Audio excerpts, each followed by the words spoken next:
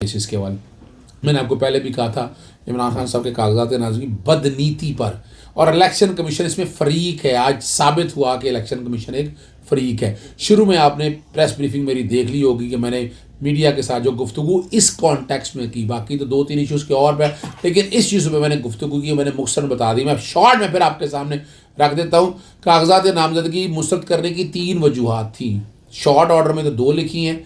एक में कहा है प्रपोजर और सेकेंडर के प्रपोजर के कॉन्टेक्स्ट में था कि वो हल्के से नहीं है। दूसरा था कि नाहली है सज़ा होने की वजह से। तीसरा कहा था कि नाहली कर दिया इलेक्शन कमीशन ने, ये बाद में ऐड किया था। तीनों के तीनों आर्गूमेंट्स उज़ैर भंडारी और मैं वहाँ कोर्ट में मौजूद थे, बड़ी वजाहत के साथ अदालत को बताया। आज सबसे पहला जो पॉइंट था कि इमरान खान साहब का जो हल्का में जो बंदा तब्दील किया गया, ये बाद में तब्दील किया। 30 नवंबर को हल्का बंदियाँ बंद हो चुकी थी, क्लोज हो चुकी थी, कोई तब्दीली हो नहीं सकती थी। लेकिन कमाल की बात है, बड़ी मज़ेदार जो बात, समझने वाली बात है कि ये बाद में सारा कुछ किया, रात के अंधेरे में किया गया। और सिर्फ इमरान खान का हल्का, और साथ बताने के लिए कि जहाँ एक्सपेक्टेड था कि इमरान खान कहीं ना कहीं कैंडिडेट आ सकते हैं, ये लाहौर के हल्कों में बारीक वारदात डाली गई। सुप्रीम कोर्ट के फैसले मौजूद थे। 15 दिसंबर तक डेट जो इलेक्शन शेड्यूल आ गया 30 नवंबर के है।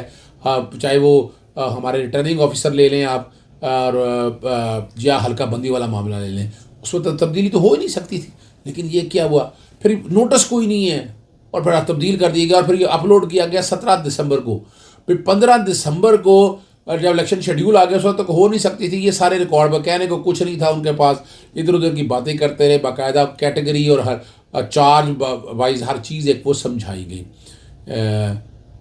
मुखालिफ वकील ने कोशिश तो बड़ी की, लेकिन अदालत ने, इलेक्शन ट्राइब्यूनल ने कहा कि आप वो बताएं जो सब्सटेंशियली जो बात कर रहे हैं।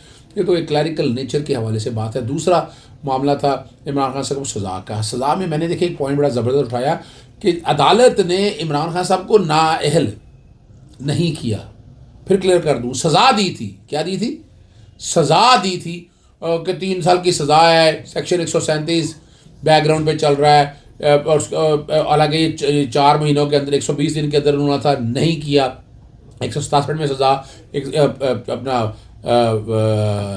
करप्ट प्रैक्टिसेस को, इसको कहा गया करप्ट प्रैक्टिस, 174 में सज़ा दी गई। लेकिन जब फैसला लिखा दिलावर ने, और उसने मॉरल टर्पिट्यूड का कहीं जिक्र नहीं किया। 63(1)H में मॉरल टर्पिट्यूड आता है। इलेक्शन कमीशन ने बाद में जो क्या किया वो मैं बताता हूँ आपको। यहाँ ऐसी कोई चीज़ रिकॉर्ड के ऊपर नहीं थी। ये बड़ी बारीक बात है जो समझने वाली बात है। नवाज शरीफ के मैंने आपको सामने जो नायब हैं उसमें बाकायदा सजा जब सुनाएगी वहाँ नाहली भी लिखी गई, यहाँ नाहली नहीं लिखी है उन्होंने। और 232 सेक्शन जो बाद में शेड्यूल जारी किया उन्होंने, जो नोटिफिकेशन जारी किया इलेक्शन कमीशन ने, वो तो बाद में अमेंडमेंट्स हुई है ना, उसका इतलाक माजी से कैसे हो जाएगा? सेक्शन 232 के अंदर जो नाहली है उसका इतलाक तो इमरान खान पे होता ही नहीं है। बड़ा क्लियर कट ये केस है, इस पर भी जवाब वो नहीं दे सके थे। और तीसरा जो पॉइंट जो मैंने आपके साथ ये जोड़ा इलेक्शन कमीशन का, इलेक्शन कमीशन एक फरीक बन चुका है। वहाँ भी अदालत में ऐसे लग रहा था कि जैसे पता नहीं उसने कोई ज़बरदस्त, भाई तुम्हें एक हल्के में अगर वोटर आगे पीछे तुम लोगों ने बाद में किया, अगर तुम मान लो कि सच, तो उसमें हर्ज क्या है? ये बार फैसला महफूज हो गया है। बड़ी तो शेर व शायरी कोशिश, मजाकन बात कर रहा हूँ आपको, तकरीबन ये सारी चीज़ें कंप्लीट हो चुकी हुई हैं, फैसला महफूज हो गया।